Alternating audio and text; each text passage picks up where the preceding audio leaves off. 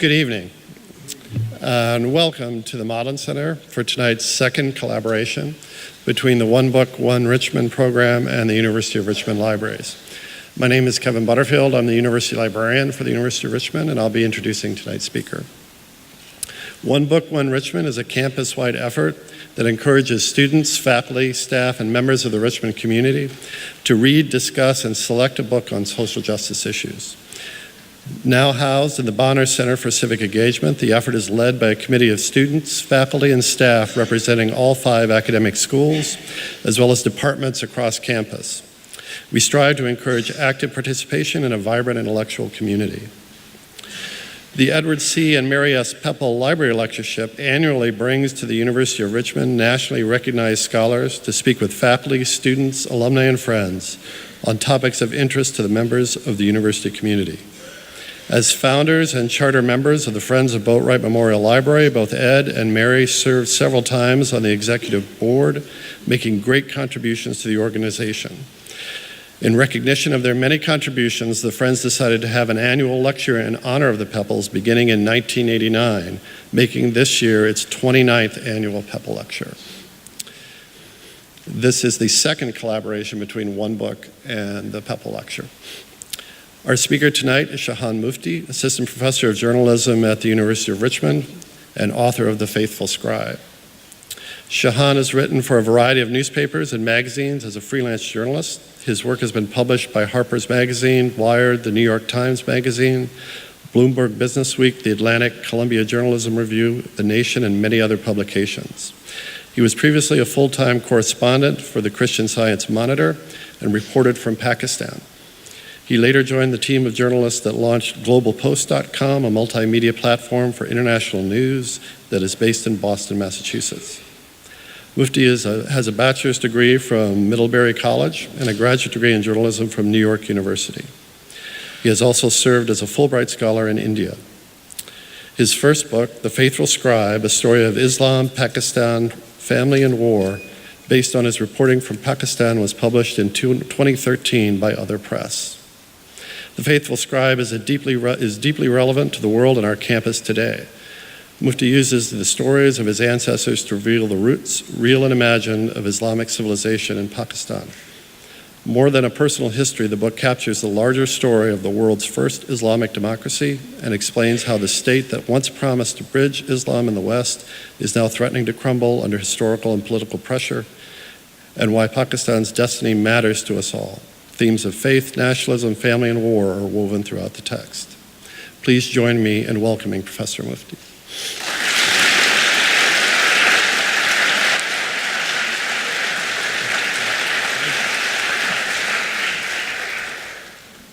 Wow, thank you. Thank you very much for that very kind introduction, Kevin. It's a real honor for me to be here today. I also want to thank the Peple family, who I just had the great pleasure of meeting over dinner, and Boatwright Library, who are graciously hosting this lecture today.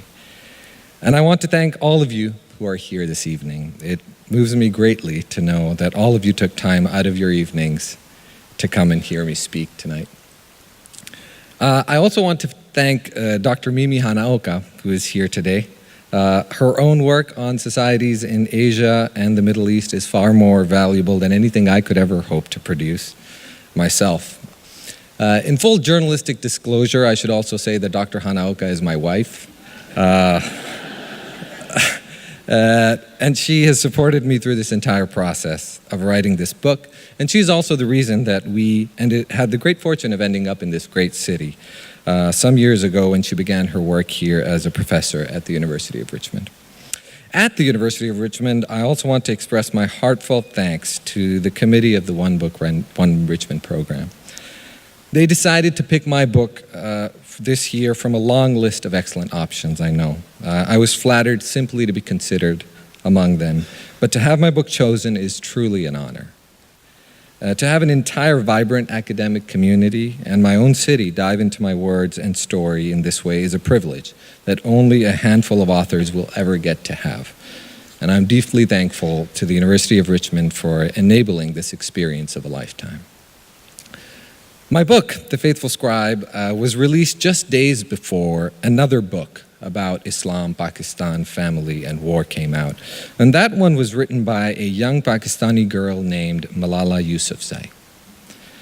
Some of you might have heard about that book. Malala was targeted for assassination for speaking out against violence and hatred in her country, and she survived and went on to win a Nobel Peace Prize a couple of years ago. Her book sold a few more copies than mine. But for those of you who have now read my book, you will also know that my story in the book concludes with a brief discussion of those terrible incidents involving Malala. And I want to begin my comments today by telling you a little bit about my experience reporting that story about Malala and how recently here in Richmond I was starkly reminded of that time in Pakistan. For those of you who have started reading my book, you might also know that I introduced myself in the early pages as 100% Pakistani and 100% American. And this mathematically dubious assertion has led to many interesting conversations over this past year with students here on campus and with groups in Richmond, in the city. Many were philosophical, but some were also political. How can one person inhabit two such apparently different places simultaneously and completely? I hope that after my comments today, you will see that this is not as difficult as it may sound. So, Malala Yousafzai is from a part of Pakistan called the Swat Valley.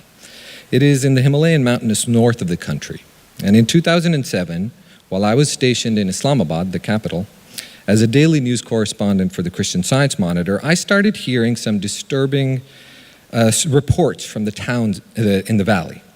Locals were saying that there were groups of young men who had started patrolling the streets in pickup trucks at night. They had their hair grown out to shoulder length, and they all wore matching black turbans. Some of them had their faces covered, but others were fine being seen with their faces uncovered. And they were all armed with what appeared to be weapons of war. As they got bolder, they started appearing during daytime, and they started speaking to the locals. And one of the earliest issues they brought up with the locals were the statues. Statues.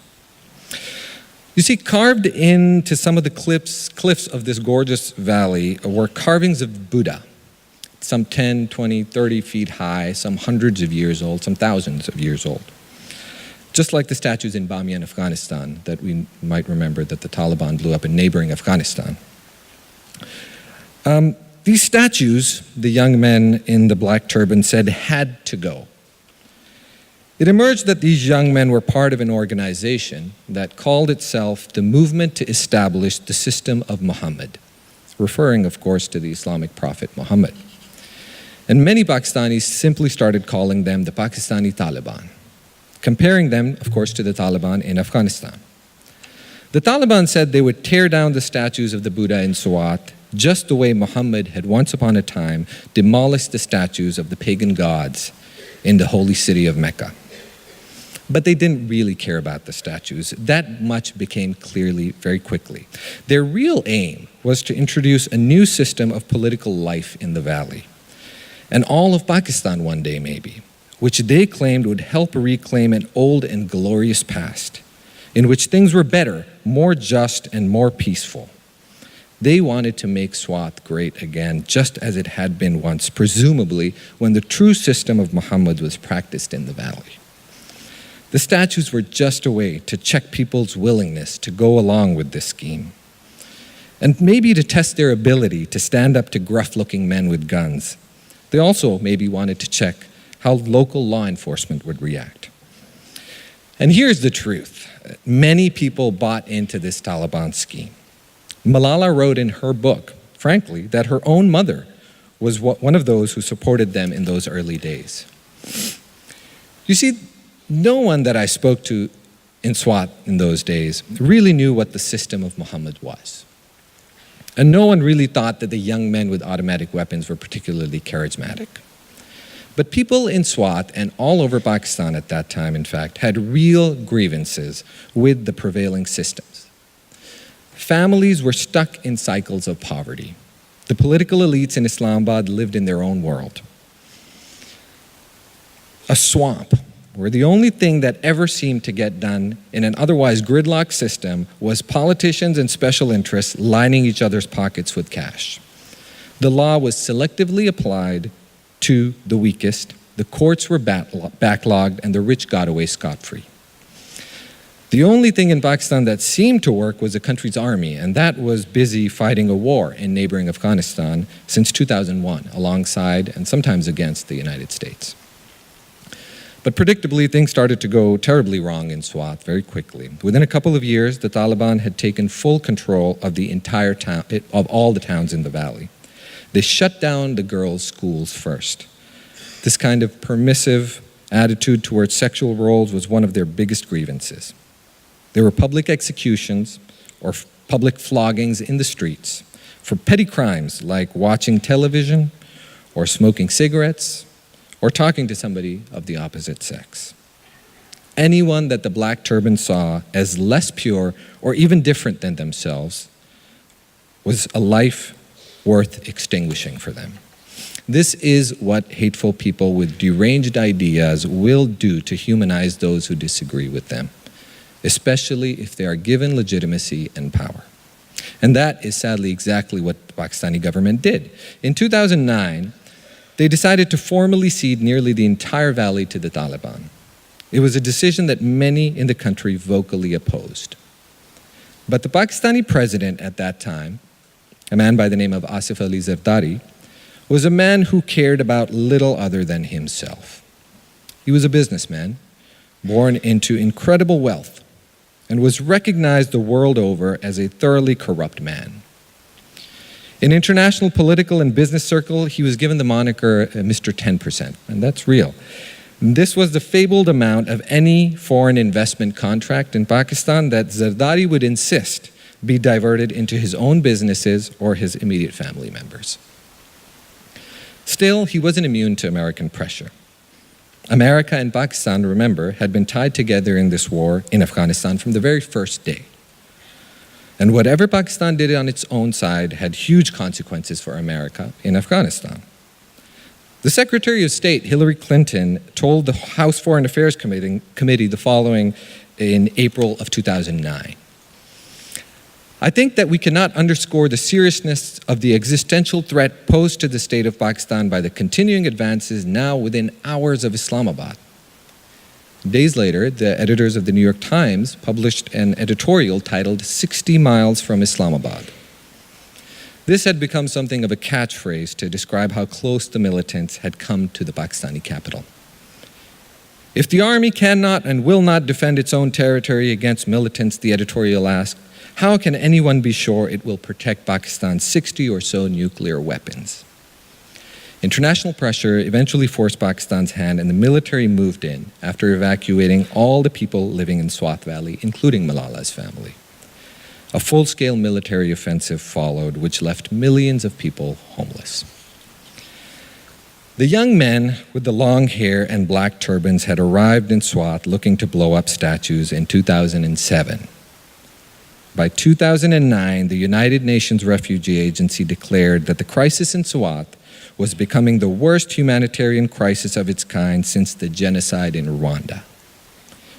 And through all of this, Malala refused to sit quietly and spoke again and again in public forums against the Taliban taking over her valley. And it was to silence her one day in 2012 that a 23-year-old suspect holding a black Colt .45 shot the teenager in the head. 6 months ago, 60 miles from where we sit today in Richmond, 100 or so miles from the American capital, a large group of mostly young men marched through the streets of Charlottesville. Many of them had fresh haircuts, and they wore their hair short around the temples. They appeared to prefer khaki pants, and many of them wore white shirts. They were there, they said, to protect the statues. The statues must not come down. But it was quickly apparent that the statues weren't really why the khaki pants were in Charlottesville. They were there to unite the right. They wanted to return Charlottesville and all of America one day to an older, more glorious time. They just wanted it to be great again.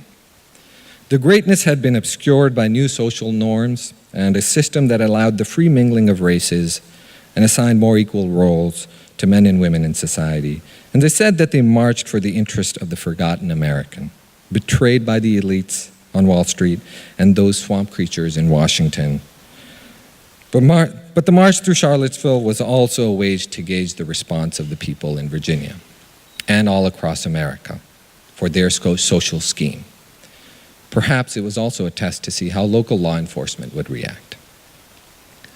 A woman named Heather Heyer, a native of Charlottesville, was there too that day. And in her last Facebook post before the rally, she had written, "If you're not outraged, you're not paying attention." Heather Heyer refused to allow her town to be taken over completely by the khaki pants, and she took to the streets with thousands of others to defend it. And a 20-year-old suspect from Ohio, his hair was cut short around the temples, drove his car right over Heather Heyer that afternoon. And she was not as lucky as Malala. She died the same day. A few days later, the president of the country was asked about the woman who had lost her life in Charlottesville. And he told the reporters that he had not reached out to her family yet, but that he would do so. "Do you plan to go to Charlottesville, Mr. President?" a reporter asked. And the president's response was strange. "Does anyone know I own a house in Charlottesville? It is in Charlottesville. You'll see." "Is it the winery?" "It is the winery. I mean, I know a lot about Charlottesville. Charlottesville is a great place, and they've been very badly hurt over there the last couple of days. I own actually one of the largest wineries in the United States. It's in Charlottesville."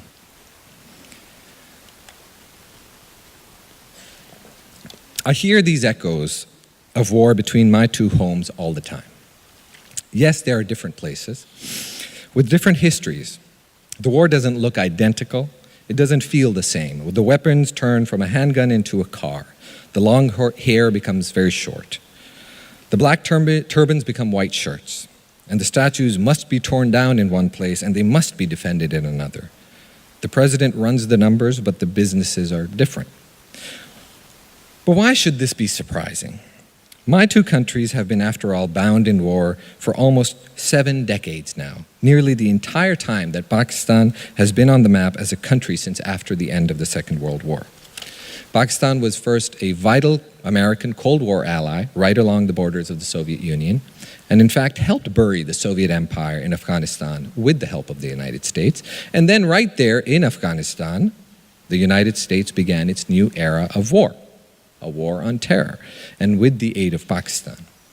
Over these decades of war, America has given Pakistan tens of billions of dollars to be a partner in war. For this price, Pakistan has allowed America to continue fighting its destructive wars in the region, which would have been impossible to fight otherwise. The war in Afghanistan is now in its 17th year. Here at the University of Richmond, I sometimes teach a course on reporting terrorism and war, which I just did earlier today. And each time I begin the course by asking my students about their personal memories of the events of September 11th, 2001. What do they remember from that day? I have watched in awe as with each passing year, these memories have faded into blankness. My students no longer remember the beginning of this war. Here's another way to think about it. The children born before the beginning of this war in Afghanistan have now enlisted, both in America and in Pakistan, to fight it. Sidney Harris is an old Chicago newsman who once described war at the height of America's involvement in Vietnam in his widely syndicated news column as the social cancer of mankind.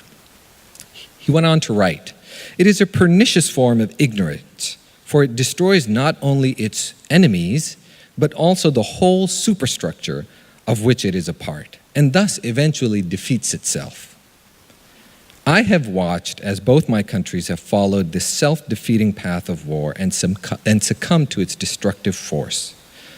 The symptoms of war don't always look the same. They don't always appear at the same time, but you can be sure that they are there.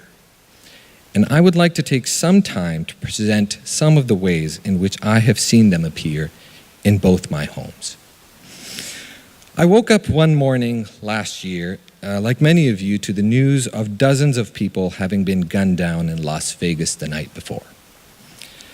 The news reports were playing raw footage from the scene, but the very first thing that struck me was the sound, the echo of gunfire.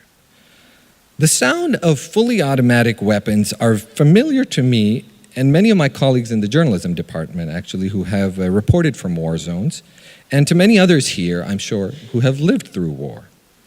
The sound was jarring to me for a couple of reasons. One, of course, because I had not heard the rapid-fire automatic weapons being fired in America in this way ever before. And at the same time, I was jolted in that moment because I realized that somehow America had gone through 17 years of war without ever having to hear automatic weapons being fired.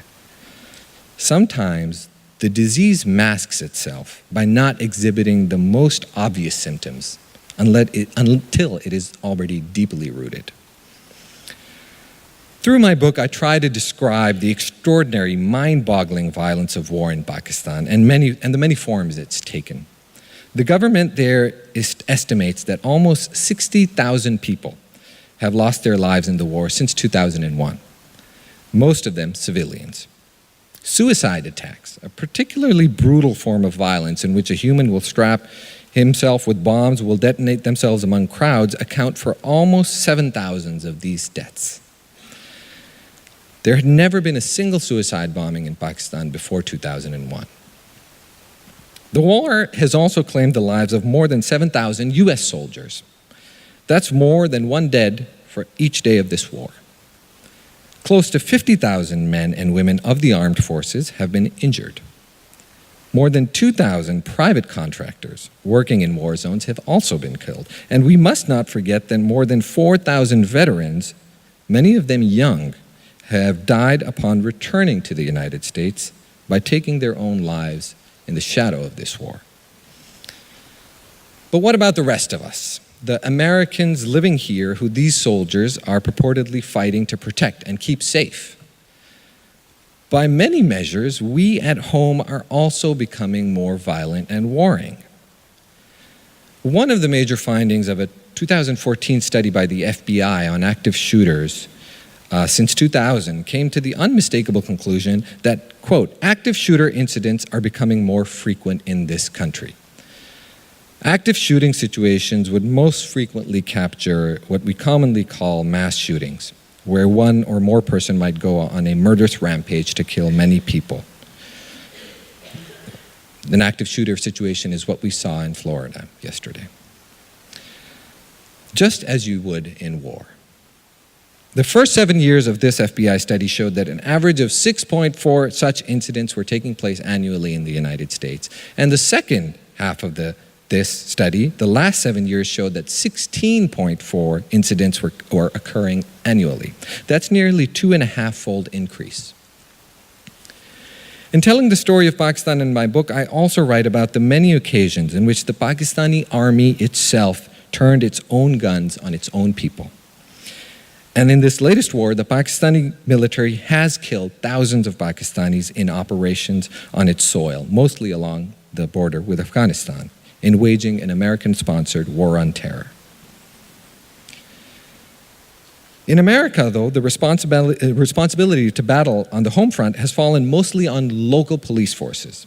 So surplus military equipment, which is really the leftover weapons of war, have flooded local police departments over the last 2 decades in America.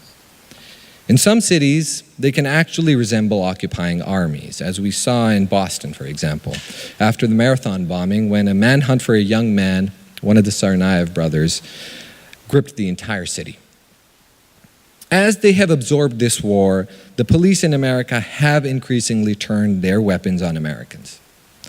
Fatal Encounters, a website run by a longtime Nevada newspaper editor and reporter, tracks deaths at the hands of police, and it claims to have complete records for fatal police encounters for more than half of America's states. It is believed to be the most exhaustive record of such violence in the country. And it too has noted a steep and steady increase. There were 359 Americans killed by police in 2000, and in 2015, that number had gone up to 739. Again, more than double since America began fighting this war on terror. But contrary to how it might appear on TV or in the movies or even on the news, war is mostly not all about death. Other than some extreme cases, the dead in any war are going to account for a small fraction of the total population. For a vast majority of people, war is not about meeting death. War is about the reality of living through war. And among the living, the cancer of war thrives equally. The obvious example, of course, is what has happened to our privacy in time of war. What are we able to keep to ourselves? The war has robbed Americans of privacy. I tell my students all the time that the data gathered from what Americans do on their computers connected to the internet or on their phones is now being collected by the states for years and is being stored on large servers built for this purpose in Utah or in the desert. And all for what? For the elusive promise to win war. Nothing is safe from the cancer of war, not music or the arts. When will the concert goers in Las Vegas who survived the massacre last year, for example, go to listen to country music live next? How many of those who survived the nightmare at Pulse nightclub in Orlando have spent the night out since that night? What goes through their mind when they do? In one part of my book, I describe how, beginning in 2007, barbed wire began slowly consuming the entire city of Islamabad in Pakistan. Parks, schools, ice cream shops. And when I go to Pakistan now, 10 years later, the barbed wire is still there. But it's rusted now. It's turned a red hue to match the color of the earth, surreptitiously blending into the landscape. Yes, war does alter the landscape. A couple of months before the shooter killed 49 people in Orlando, Pakistanis witnessed one of their own deadliest attacks in years when a suicide bomber killed 75 people in a park, where I would go to play cricket sometimes as a child. For those of you who have read my book, you will have learned of not only my magnificent skills of cricket, but also my deep love for the game of cricket.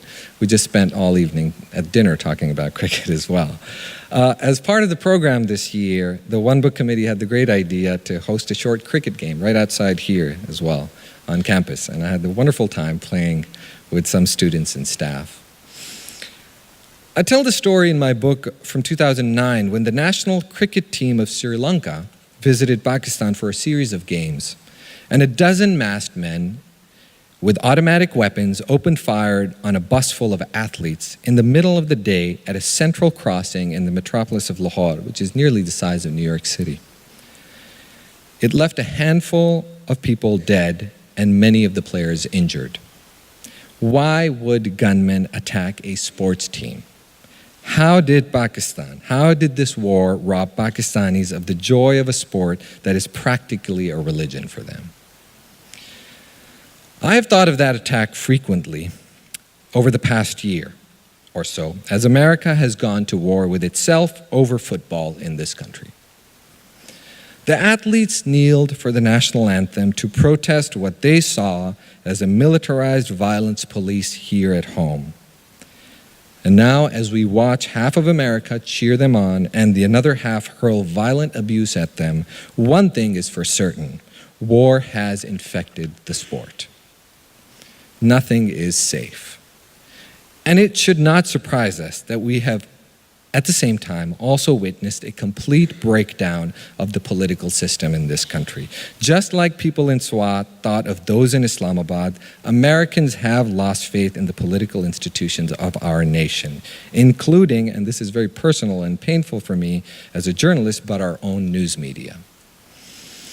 Since 2001, the Gallup polls have shown a steady decline in America's trust in its own government and media.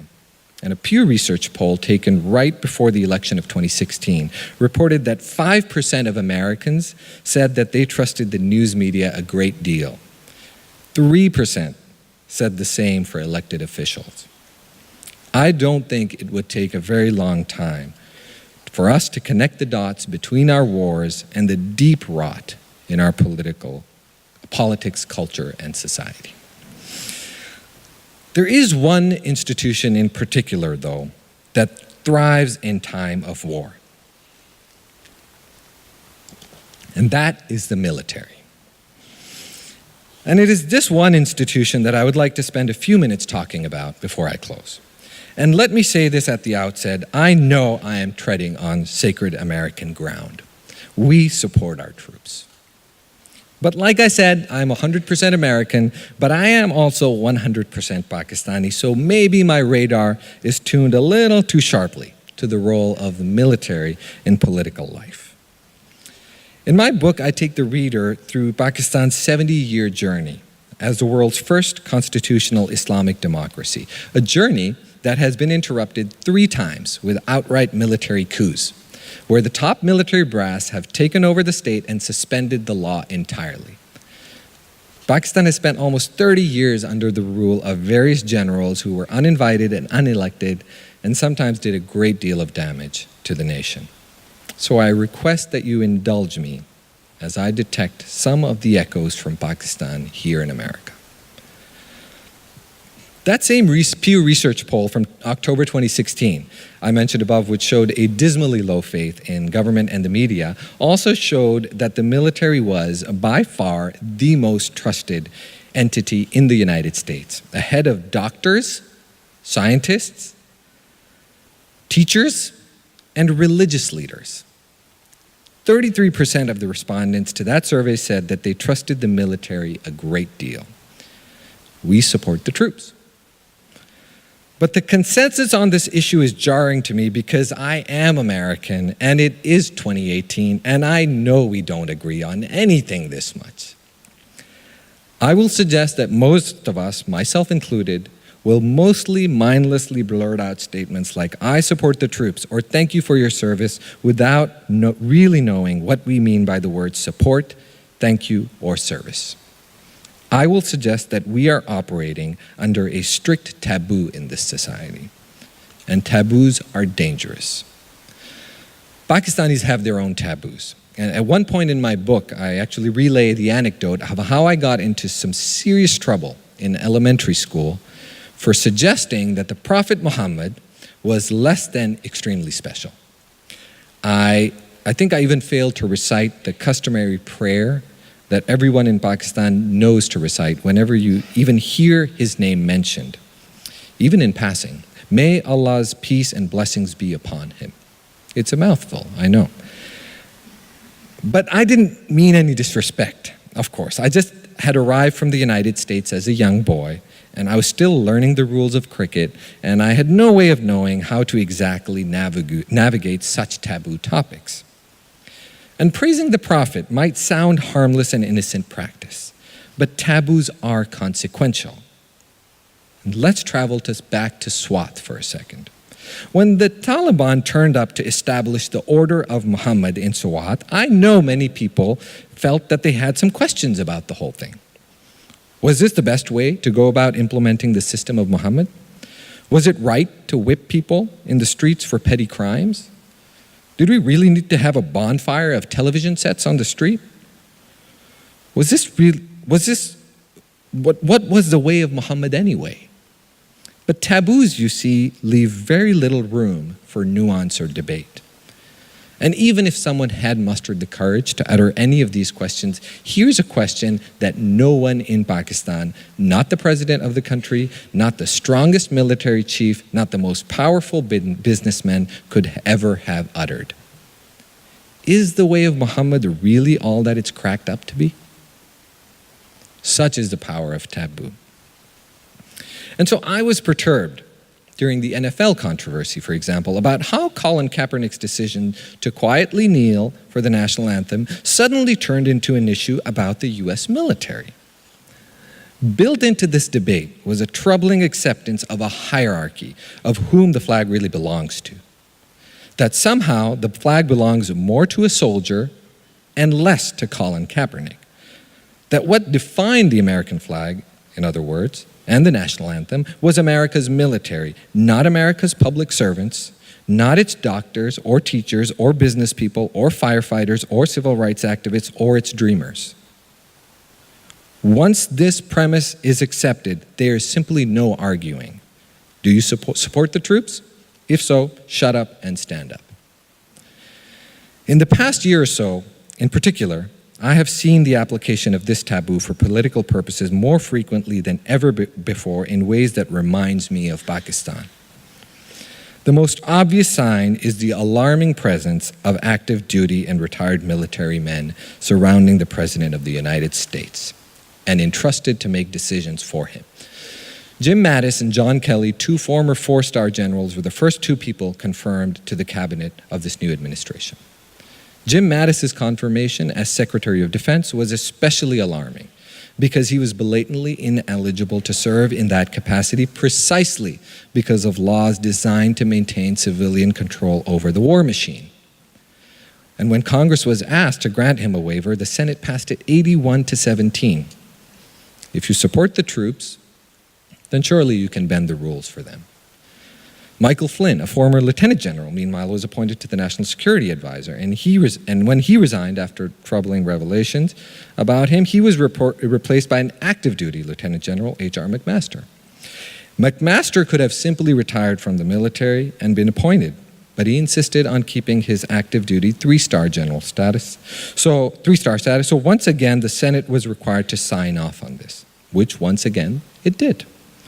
The Deputy National Security Advisor, meanwhile, is also an active duty Major General, and the retired lieutenant serves as Chief of Staff of the United States National Security Council.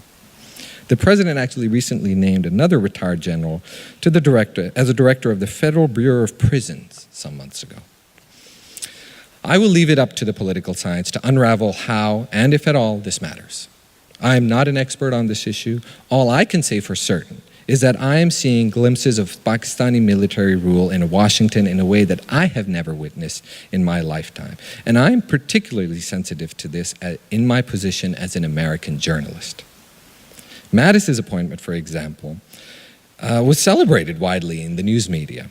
And when John Kelly stepped in to replace the former civilian chief of staff, many journalist colleagues cast him in their stories as a sober adult in the room who would bring stability to the White House spiraling out of control. In relaying the story in my book of the last major military coup in Pakistan, the only one that I've lived through, I described how neighbors passed around sweets and danced in the streets when generals took over and placed the elected prime minister under arrest. I fear that we in America are becoming similarly desperate. At least I am. On the minor issue of global nuclear annihilation, for example, I can speak for myself that considering what I believe to be the fragility of the president's mental and emotional state, sometimes at night, I do pin hopes on these generals by his side who would have the good sense to disobey an erratic command. I recognize the contradictions, and it is painful. At the same time, the most banal realities of military influence are beginning to show too. Last year, when John Kelly, as White House Chief of Staff, got into a mudslinging match with a congresswoman over the White House's thoughtless handling of a phone call with the wife of a fallen soldier, some of you might remember this, he decided to hold a press conference. I was shocked to see him speak as a soldier and not as a civil public servant. I will not go into the details of this press conference, except that in the end he decided that only those reporters who had a direct connection to a fallen soldier were even allowed to ask a question. If you are interested in reading about this press conference, I will point you to one particular piece by journalist Masha Gessen titled "John Kelly and the Language of the Military Coup." It appeared in The New Yorker. The press conference, she argued convincingly, could could serve as a preview of what a military coup in this country would look like. And sadly, this is not the end of this story. The following day, it emerged that Kelly had either lied or made blatantly false statements in his press conference about the Congresswoman the day before. And when asked about it, the White House spokesperson responded to the reporter like this: "If you want to go after General Kelly, that's up to you. But I think that if you want to get into a debate with a 4-star Marine general, I think that's something that's highly inappropriate." I could almost hear the words being said in a martial law announcement in Pakistan, though this is what journalism in Pakistan looks like. It is never appropriate to question Mohammed's perfection, that I learned, and it really is highly inappropriate to question a 4-star general. Finally, as a journalist, the most troubling of all news came to me only a couple of weeks ago, when I learned that the Pentagon had stopped providing the public with basic information about the U.S. war in Afghanistan, as it had been doing for more than a decade now. As a reporter, this data is invaluable and has helped many journalists convey the truth of the military effort to the taxpayers paying for it. I myself, for example, was able to uncover instances of massive fraud in the military supply chain using some of this data. It was an accountable, transparent American government that distinguished me from my Pakistani reporter colleagues, who received no such answers from the state. If you support the troops, you don't need to ask questions. Thankfully, after a severe backlash felt throughout the bureaucracy and in the media, the decision was actually quickly reversed by the Pentagon. And that small victory from this month is the kind of thing that gives me hope. Many people have said to me that my book sounds strangely hopeful about Pakistan, despite being about violence and war. And that's because my book talks about Pakistan not just at war, but also managing somehow again and again to emerge from eras of war with short but beautiful, peaceful, and hopeful respites. Many of the stories in my book are about how people act collectively and individually in the name of peace, pull the nation again and again from the brink of disaster. An ancestor of mine wrote and traced out a family tree in the 19th century. Thousands of lawyers marched in the streets to depose a military ruler. Malala Yousafzai just simply kept going to school, day after day. There are many ways to defy those who wish to wage war. At the same time, I do not want to ignore what Heather Heyer wrote before she gave up her life for this country. If you're not outraged, you're not paying attention. So today I would also ask you all to pay more attention to the wars being waged abroad in our name, the wars that are eating away at our society at home. And when you hear people thirsting for new wars with new countries like Iran and North Korea, or even if we do get that military parade that Donald Trump has asked the Pentagon for, and if you watch the tanks roll through the streets of your country, I do ask that you feel outraged. That outrage is our real hope. Thank you.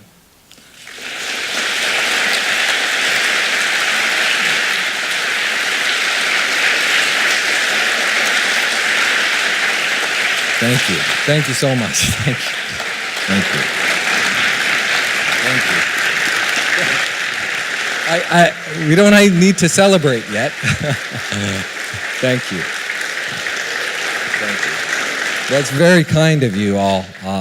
I really appreciate that. That's very kind of you. I do think we have some time for a couple of questions if people want to say something, and I'd be happy to respond if people do. And please feel free to ask. If you have questions about Pakistan that I did not cover or anything else, I'd be happy to answer. Hi, Shahan. A very nice talk. Thank you for sharing with us. Just one question. Is there such a thing as a good coup? So if you look at Zimbabwe, for example, what would be your thoughts on that? I can speak. Although, of course, in Zimbabwe, it was not a coup. Yes, of course, we know that. So the army tells us. No, in Pakistan as well. To be clear, Pakistani coups have also been fully legal coups. It makes no sense, but it is technically there are now laws in place with the precedent that allow courts to legalize coups. That's a good question, and I phrased my statement pretty carefully, and I said have often had bad effects or negative effects on the nation. It is true that some coups in Pakistan, in places like Pakistan, I don't know much about Zimbabwe, but some coups have seem to have been positive developments from the perspective of many people in those countries. And a lot of times military rulers have enjoyed support in Pakistan as well. I do see again, looking at this from the perspective of Pakistan, I do see the fragility of the democratic process as something that's worth protecting no matter what, as bad as things get. Especially with Pakistan, I write about it in my book, but the fact that you are talking about a country that was the world's first Islamic democratic republic, that wrote the world's first Islamic democratic constitution, it is not just a constitution, a country whose success holds meaning for the people of that country. I think now, especially today, it is a country whose success really it demonstrates a much larger reality that Islam and democracy are compatible and all these things. So yes, I know the question you're answering is complex, and I'm not answering it. But I can personally say that having lived through a coup, having written about my family's experiences living through coups, I think that you have to take a position on this, and that extreme position is that it is never okay to disrupt the people's will through this process, as faulty as it might be. We have a question here and here.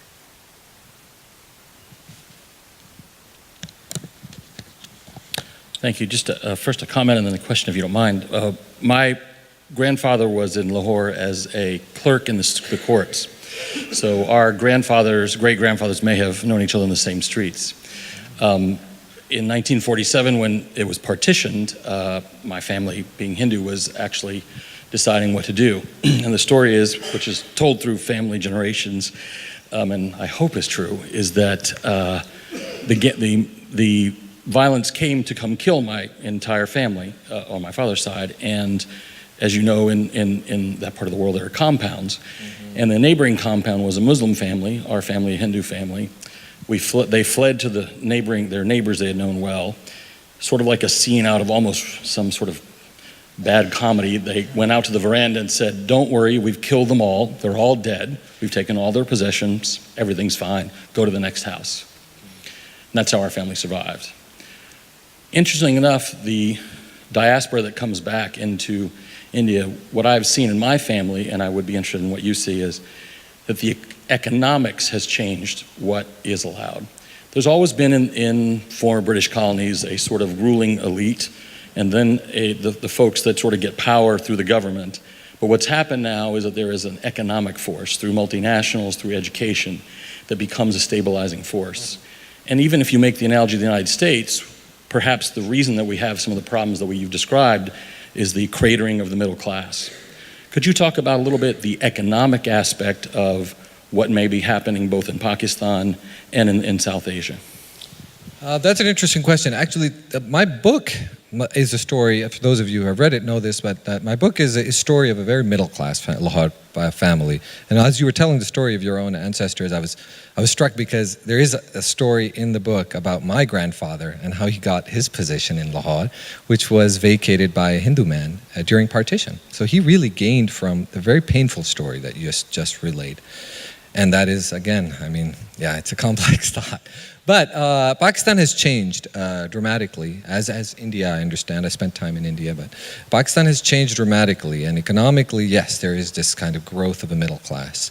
And that middle class has shown tendencies to have allegiances, we were just talking, with the previous question, I was talking about the constitutional experiment, the experiment of Islamic democracy, and what value do people attached to that experiment.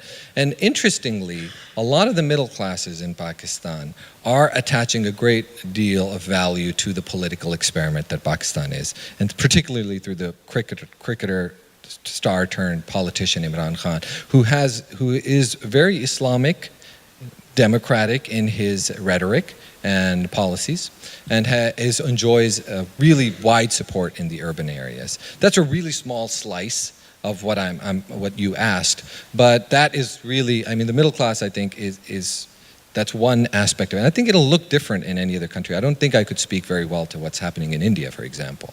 I think it would be a very different. There are similar tensions with religion and democracy and violence going on in India right now, but I couldn't speak to with any kind of authority on that. Sorry.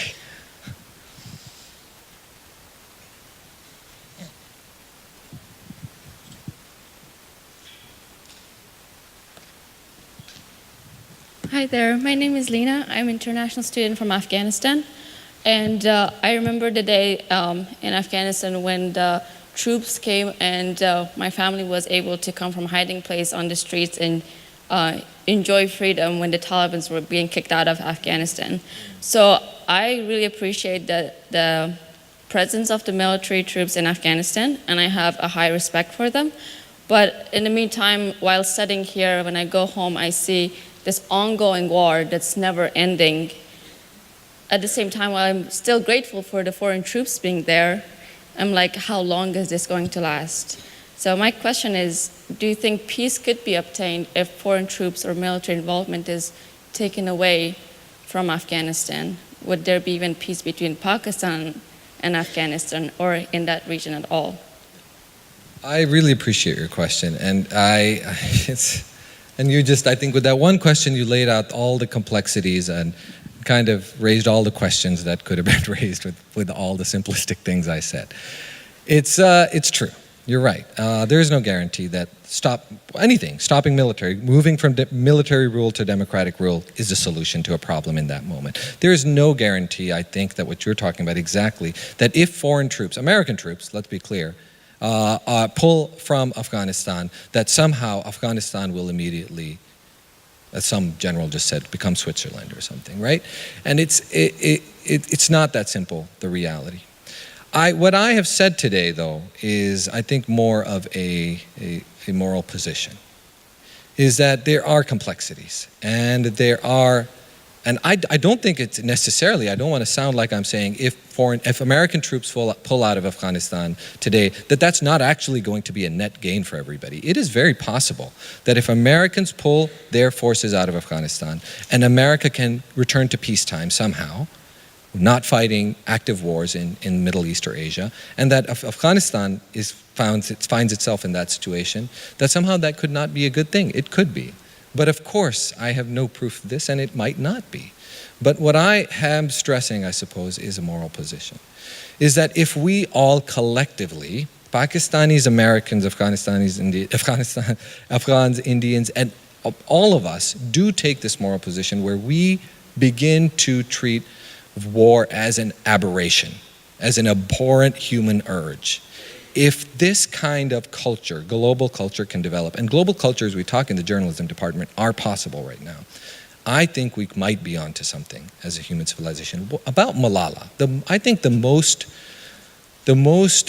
powerful thing about Malala, which I didn't even mention, is that she was 14 when she was shot.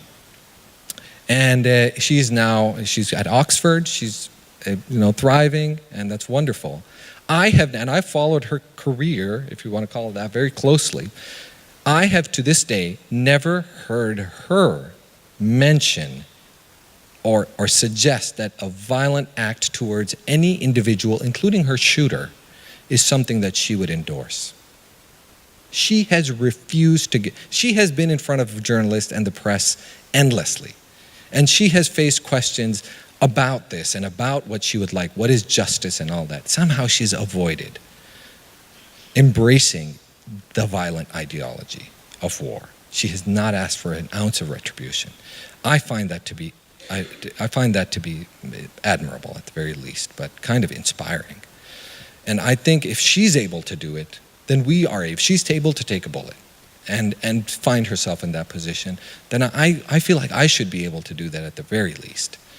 But I know it's not easy, and your country is a perfect example of how it's difficult to find an end to war. And that's really your question. Where does war end?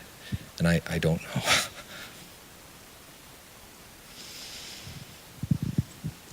Okay, we're almost there. Thank you.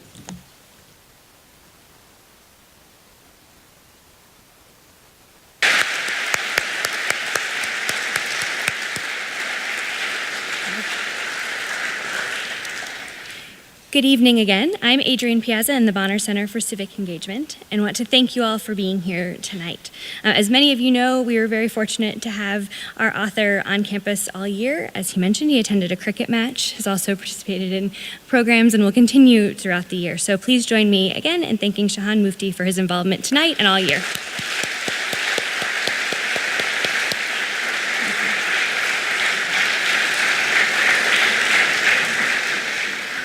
I know that many of you have been discussing the Faithful Scribe in your courses with peers and with coworkers. While tonight's lecture is a keynote event in our programming, it's not the end of our conversation. This weekend, as part of the International Film Series, you can watch Yo-Yo Ma and the Silk Road Ensemble, a film about a collective of musicians assembled by acclaimed cellist Yo-Yo Ma about music's ability to blur geographical boundaries, blend disparate cultures, and inspire hope. If you have not gotten to Passports Cafe this week, you also should go try their Pakistani coffee. Please be on the lookout throughout the semester for more programs about this book's important themes. But as we transition from the keynote to thinking about important themes, we're also on the search for next year's One Book, One Richmond selection. We've received some great nominations, but would love for you to send us the title of your favorite book on a social justice issue, or even to nominate a theme. You can visit our website to make your nomination. An event like tonight is truly a campus-wide effort, so I'd like to take a moment to thank the One Book, One Richmond committee. Many of them are already in other jobs tonight getting ready for the reception, but thank you all very much for being here.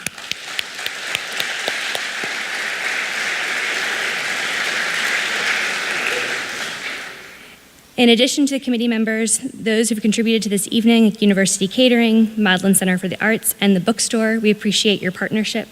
And a very special thank you to Boatwright Memorial Library, Friends of Boatwright Memorial Library, and the Peple family for their partnership and sponsorship of tonight's lecture. We hope you will join us now across the way for a University Catering reception where they are sampling some new recipes for us to try, inspired by Pakistani favorites. So please join us in booth lobby. Thank you very much.